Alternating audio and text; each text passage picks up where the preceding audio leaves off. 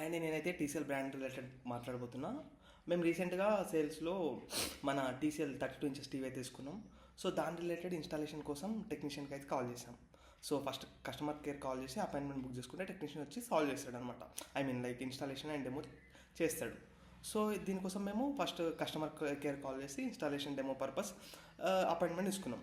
So technician రాలేడు, 48 అవర్స్లో వస్తాడని చెప్పారు. సో 48 అవర్స్ వెయిట్ చేసాం, అయినా టెక్నీషియన్ రాలేడు. సరే అని కస్టమర్ కేర్ కాల్ చేస్తే వాళ్ళు ఒకరు నంబర్ ఇచ్చారు, like so and so communication వాళ్ళది, ఇలా కాల్ చేయండి, వీళ్ళే మీ టెక్నీషియన్ వచ్చి సాల్వ్ చేస్తారని చెప్పారు.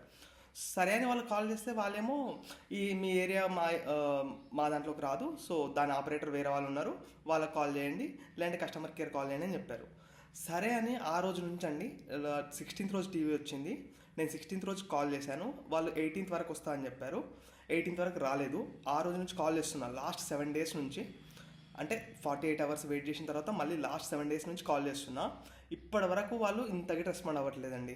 ఎవ్రీ టైం ఒకటే, వాళ్ళ నెంబర్ ఇస్తున్నారు, సేమ్ కమ్యూనికేషన్ నెంబర్ ఇస్తున్నారు, వాళ్ళకే కాల్ చేయమంటున్నారు. వీళ్ళేమో కాల్ గట్టి లిఫ్ట్ చేయట్లేదు అసలు. ఈవెన్ నేను చేయడం కాదు, కస్టమర్ కేర్ కాల్ వాళ్ళతో కాల్ చేయించిన అస్సలు లిఫ్ట్ చేయట్లేదు. అందుకేనేమో ఈ టీసీఎల్ బ్రాండ్ అనేది వరస్ట్ సర్వీస్ అంటారు. అంటే డిలే ఈజ్ ఓకే, బట్ ఇంత వరస్ట్ సర్వీస్ లేదండి. లాస్ట్ 10 days నుంచి నేను టీవీ కొన్నా, టీవీ నామంగా పెట్టుకొని కూర్చున్నా, కానీ ఇప్పటి వరకు ఒక్క టెక్నీషియన్ కూడా రాలేడు, సాల్వ్ చేయలేదు ఈ ప్రాబ్లమ్ని.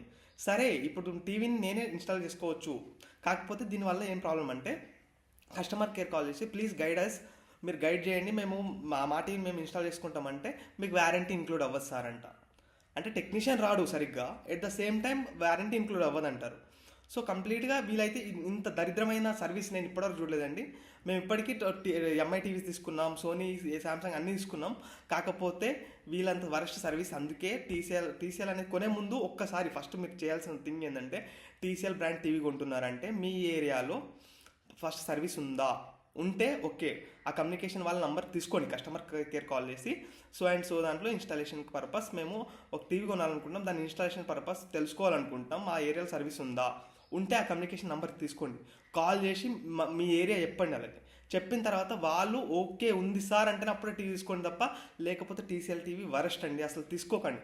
ఐ సజెస్ట్ వద్దు. అసలు బ్రాండ్ పర్పస్ తీసుకున్నారంటే మీకు service is important, branding is not important. Service అనేది ఉండాలి.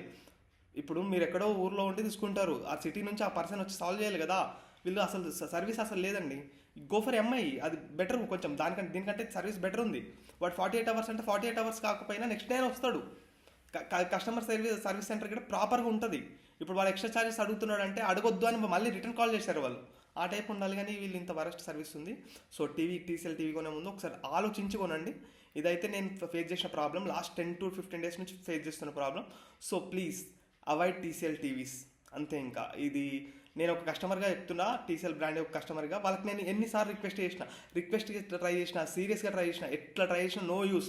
అసలు ఏంటంటే ఎంత వర్షం పడ్డా పనుకుంటే చూడు ఇట్లా బర్లు, ఆ టైప్ అయిపోయిందండి ఇంకా వాళ్ళ కస్టమర్ సర్వీస్ అనేది. సో టీసీఎల్ టీవీ కొనే ముందు ఒకసారి ఆలోచించుకోనండి. Thank you.